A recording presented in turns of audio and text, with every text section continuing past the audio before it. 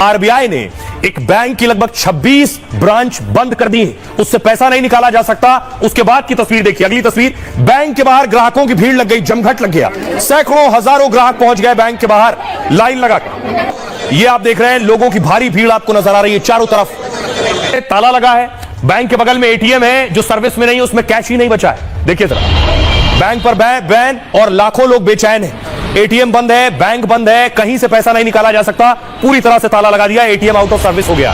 सोचिए जरा लोगों का हाल क्या है, लोग क्या कह रहे हैं, क्यों परेशान है लोग, उनकी आप बीती सुनिए जरा, क्या कहना चाह रहे हैं लोग। लोग बैंक पहुंच रहे हैं, दौड़े दौड़े बैंक पहुंचे, लेकिन बैंक का शटर बंद, ATM out of service. RBI के फैसले से हजारों लोग बेहद परेशान है। एक बैंक पर बैन लगा तो हजारों की मेहनत की कमाई अटक गई है। कोई शटर तोड़कर बैंक में घुसने की कोशिश करता है। आने वाले समय में कौन बचेगा? जिसका पैसा बैंक में होगा वो नहीं। मैं फिर कह रहा हूं, वो बचेगा जो धरती के साथ जुड़ा हुआ, जिसके पास जमीन होगी। आज आपको मालूम नहीं कौन सा बैंक उठ के बोल देता है कि ये बैंक बंद होने वाला, अपना पैसा निकाल लो। लेकिन फ्यूचर में एक युद्ध होगा, एक लड़ाई होगी, करेंसी की वैल्यू बहुत से देशों की, मैं अपने देश की बात नहीं कर रहा हूं। विजन्स में उन करेंसीज को हमने जमीन पर, सड़कों के ऊपर विदाउट वैल्यू देखा है, और वो बड़े देश है। आपको ये बात समझनी है कि आपको क्या करना है, क्योंकि आपको क्या लगता है सरकार ने ऐसे ही बोल दिया, इतने लाखों रुपए उसको आता है कि 12 लाख ये टैक्स पे थोड़ा सा हम लोगों को फ्रीडम देते हैं, क्योंकि वो देख रहे हैं कि जो मिडिल क्लास है उन पर जो बोझ है वो ज्यादा है, कहीं अधिक ज्यादा पहले से, तो वो चाहते हैं ये बोझ कम हो। लेकिन फ्यूचर में जो चीजें होने वाली हैं वो बोझ पूरी तरह से कम नहीं हो पाएगा। आपको क्या करना है? आपको पहली बात प्रार्थना करनी है, और आपको क्या करना है? आपको जमीन के साथ जुड़ना है, आपको अपनी सेविंग को बचाने की आदत डालनी है। अगर आपके घर में बकरियां रखने की जगह है, बकरियां पालो, भेड़ रखने की जगह भेड़ पालो। आपको लगता है नहीं जी सानू स्मेल आती बकरियां, तो आपको अपनी गरीबी से स्मेल नहीं आती? आपको बकरियों से स्मेल आती है, पर अपनी गरीबी से स्मेल नहीं आती आपको? गाय पालो, भैंस पालो। कोशिश करो जो आप महीने का कमाते हो उसे सेव करो, और जो घर का खर्चा है उसे बाहर से चलाओ। अगर घर में 4 जन हैं, वो चारों काम करें, होम वर्क घर से काम करें। हर बंदा फैमिली का जो अडल्ट है वो फैमिली में जोड़ने की कोशिश करे, क्योंकि जो फ्यूचर है आप तभी बच पाएंगे अगर आपने सेविंग की होगी। आप सेविंग करके उसका प्लॉट लें। बहुत से लोग, जब मैंने हेल्थ सेमिनार करवाया, बोलते यार चर्च को हेल्थ सेमिनार करने की क्या जरूरत थी। अब वही लोग खड़े होते हैं प्रेयर लाइन के ऊपर, हमें पित्ते की पथरी है, हमें रसौली है। और उस सेमिनार में, जो हेल्थ सेमिनार मैंने करवाया था, उसमें यह बात बताई गई थी कि अगर आप इस डाइट को फॉलो करते हैं जो बाइबल में बोली गई है, बाइबल में अगर आप ध्यान से पढ़ेंगे ना, तो परमेश्वर ने जब आदम को बनाया तो उसे मीट खाने को नहीं दिया था, उसे सिर्फ पत्ते और फ्रूट्स खाने को दिए थे। अगर आप बाइबल ध्यान से पढ़े तो मीट खाने की इजाजत उसके बाद दी गई थी। ये बड़ा मुश्किल समय आ चुका है, हम बड़े मुश्किल दौर में जी रहे हैं। मैं उनको कहना चाहता हूं, wait for some time, wait for some years. जो आने वाले साल हैं, आपको लगेगा कि आप बड़े आसान जिंदगी आपने जी है आज की, जो मुश्किल समय आने वाला है इंडिया के ऊपर, देशों के ऊपर। मैं आपको बता रहा हूं, हमें प्रार्थना करनी होगी कि परमेश्वर हर तरफ से तेरा आत्मा देश को छुए। आप देखेंगे लोग बुरे के बाद बुरे होंगे, व्यभिचार पूरा महिमा मंडित होगा, गंदे लोगों की वाह वाह होगी, बहुत सारी चीजें होंगी जो आप इमेजिन नहीं कर सकते कि ऐसा हो सकता है। क्योंकि जब पाप बढ़ता है तभी नाश होता है। लोग दुखी होंगे बहुत, रोएंगे बहुत, लेकिन आपको प्रार्थना करने की प्रभु आपको बचा के रखे, हमारे देश को बचा के रखे। हालेलुया। क्योंकि आपको कोविड से पहले मैंने 2016 से बताया था कि ऐसा होगा, ऐसा होगा, ऐसा होगा, तब लोगों को कभी सपने में भी यकीन नहीं था कि हम लोग जो राशन उगाते हैं राशन की लाइन में खड़े हो सकते हैं। हालेलुया। हमें तैयार रहना है प्रार्थना में, आत्मा में। और वचन कहता है जब दुष्ट फ्लोरिश हो तो उसे देखकर मन में कुड़कुड़ाना मत, क्योंकि वो भूसी के समान एक दिन उड़ जाएगा और मालूम भी नहीं होगा वो कहां गया। लेकिन अगर तू परमानेंट रहना चाहता है तो मेरे वचन पर मन लगा और मेरी आत्मा के स्थान पर जहां उसने तुझे बोया है वहीं लगा रहे और बढ़ता रहे। अपने आप को बलवंत कर परमेश्वर के वचन के बीच से होगे, क्योंकि आने वाला समय जो है वो बुरा है और आप तैयारी कर रहे होंगे। आप प्रार्थना कंप्लीटेड हो गई। फिर आज हम बहुत सी चीजों के लिए प्रार्थना कर रहे हैं। आज भी हम बहुत सी चीजों के लिए सालों से प्रार्थना कर रहे हैं, सालों से। फिर ये वचन प्रभु ने हमको दिया है तो हमको ध्यान देना है कि कहीं ना कोई हमारे अंदर ही, मेरे अंदर ही कुछ मिस्टेक होगी। क्योंकि परमेश्वर ने तो बोल दिया कि कोई मुझसे प्रेम करेगा तो वो मेरे वचनों में भी चलेगा और मैं उसके साथ पास करूंगा।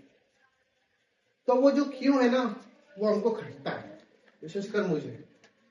कि वो क्यों वो आशीष हमें नहीं मिलती है, क्यों वो चाबी आज हमें नहीं मिलती, जबकि परमेश्वर ने बोला कि सारी चीज तेरे लिए खोल रखी है, वो चाबी हमारे पास नहीं। वो लॉक लगा हुआ है। परमेश्वर हम प्रार्थना करते हैं, वो कवर्ड में सब कुछ है, धन, महिमा, आशीष, अच्छी जिंदगी, दीर्घ आयु, अनंत जीवन, हर एक वो चीज, स्वर्ग का द्वार, हर एक बात प्रभु ने उस की को हमारे लिए दे दी थी।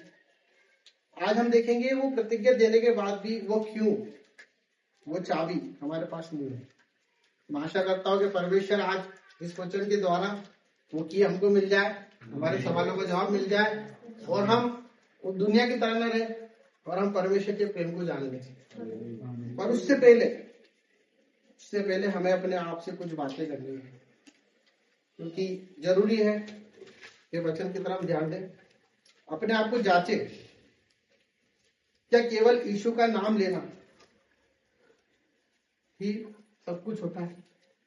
कि सिर्फ हम यीशु का नाम ले रहे हैं और लेते जा रहे हैं और हम कह रहे हैं मसीह में? तो हमको जानना है कि उसके लिए हम जीते भी हैं, पहला।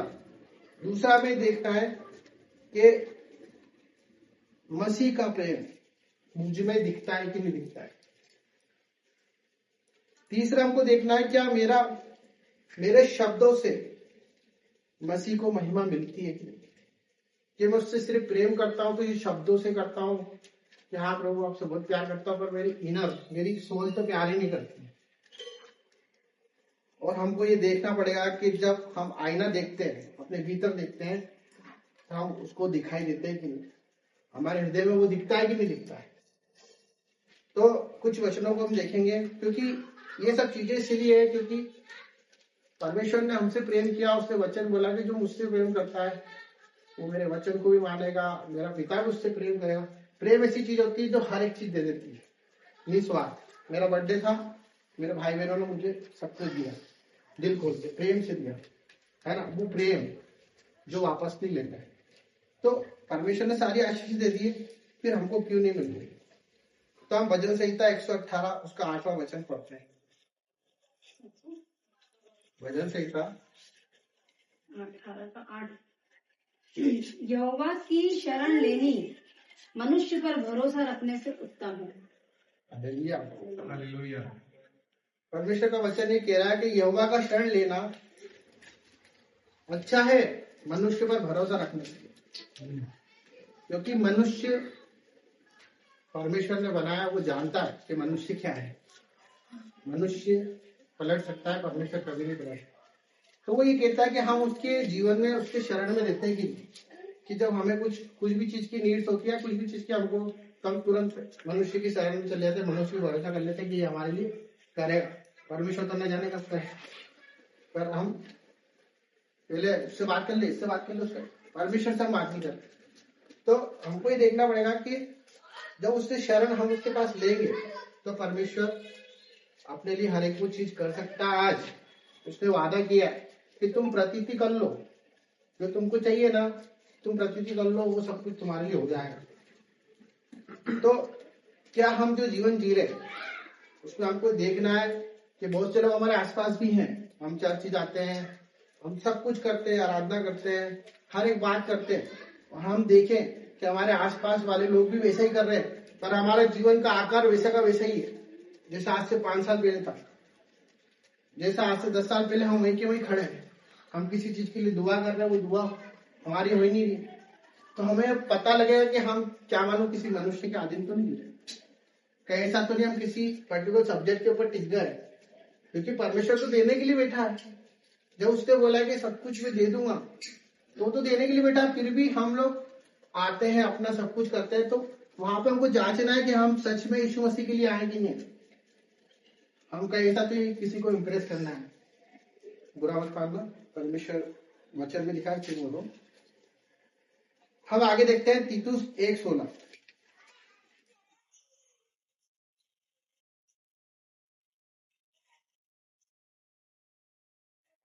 वे कहते हैं कि हम परमेश्वर को जानते हैं, पर अपने कामों से उसका इनकार करते हैं, क्योंकि वे घृणित और आज्ञा न मानने वाले हैं और किसी अच्छे काम के योग्य नहीं। हालेलुया। परमेश्वर का वचन ये कह रहा है कि हम परमेश्वर को तो जानते हैं, पर उसके कामों को करते कि नहीं करते। वचन तो हमने सुन लिया, वचन में लिखा है कि अगर तेरे पास 2 रोटी है तो एक जाके दे क्या, तेरे पास 2 कपड़े हैं तो दूसरा दे दे। अगर तेरे पास जो भी है ना, तेरी कुवत नहीं है भाई, वो मैंने दे रखा है, सांस ही चल रही है ना, ये मेरी है, तेरी नहीं है। मैंने किसी पर्पस से तुझे भेजा है, इसलिए भेजा है। पड़ोसी भी वैसे ही करता है, जो मनुष्य जो मूर्ति पूजा करता है, हर एक वो चीज करता है, गंदे काम करता है, वो भी वही करता है, सेम है। हमें उसमें क्या अंतर हो गया? जब उसने बोला है कि तुम मेरे वचन को सुन ले, तो पड़ोसी भी हम बिठा लेंगे ना, भी सुन लेगा, वो सुन लेगा, आके बोले हाँ मैं भी जानता हूँ यीशु मसीह को, मैं प्रार्थना में जाता हूँ। प्रार्थना में जाने से और वचन पढ़ने से सब कुछ होता है, पर उसके साथ उसके कार्य भी करने पड़ते हैं। कोई गरीब है, कोई दुखियारी है, कोई परेशान है, किसी का कोई नहीं, किसी का पति चले गया, उसका कोई नहीं है, किसी का बाप किलस रहा, किसी का भाई तड़प रहा, वो हमारा ही भाई है। उसका एक उदाहरण है जो कि हम वचन से देखेंगे, लूका 10 उसका 35 अध्याय है।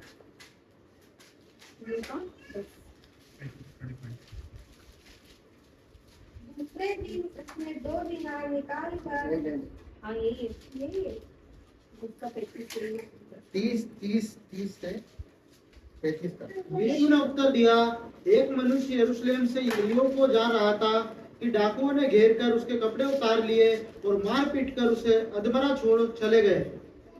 पूरा पढ़ो। और ऐसा हुआ कि उसी मार्ग से एक याजक जा रहा था, परंतु उसे देख के कतरा कर चला गया। इसी रीति से एक लेवी उस जगह पर आया, वह भी उसे देख के कतरा कर चला गया, परंतु एक सामरी स्त्री वहां आ निकला वहां आ निकला और उसे देखकर तरस खाया। उसने उसके पास आकर उसके घाव पर तेल और दाखरस डालकर पट्टियां बांधी और अपनी सवारी पर चढ़ाकर सराय में ले